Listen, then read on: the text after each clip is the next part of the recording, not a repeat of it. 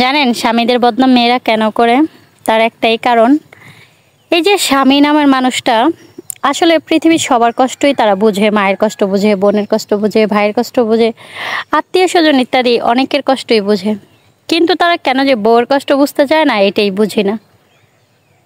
বউ যদি বলে শরীরটা খারাপ, তারপরও বলবে সকালে উঠে রান্না করতে হবে, রান্না করো নাই কেন, এটা করো নাই, সেটা করো নাই।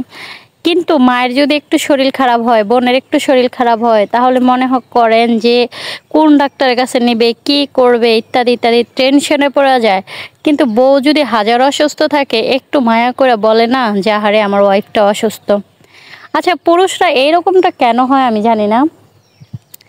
আর কিছু পুরুষ আছে এরকম না, অনেকে আছে যে তার বউকে খুব কেয়ার করে।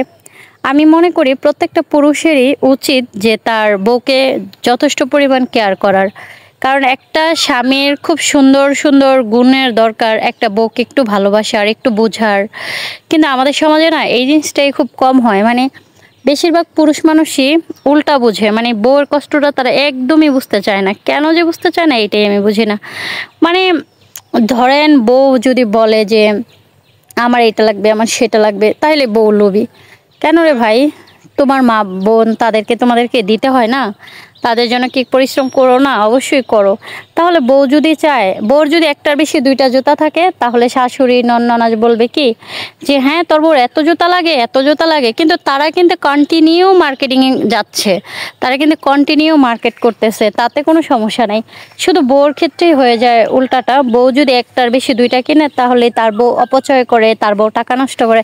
কিন্তু তার বোনেদের ক্ষেত্রে একেবারেই সেটা মানে ভিন্ন রকম। দেখেন আমি এগুলো বলতেছি দেখে আমার হাজব্যান্ড টুর টুর করে উঠে গেছে ক্ষেত থেকে। মানে সে আমার কথাগুলো শুনতেই রাজি না যে আমি তার ব্যাপারে এগুলো বলতেছি। কিন্তু আমি একটা এমন মানুষ, সবসময় সত্যি আর সামনাসামনি কথা বলাটাই পছন্দ করি।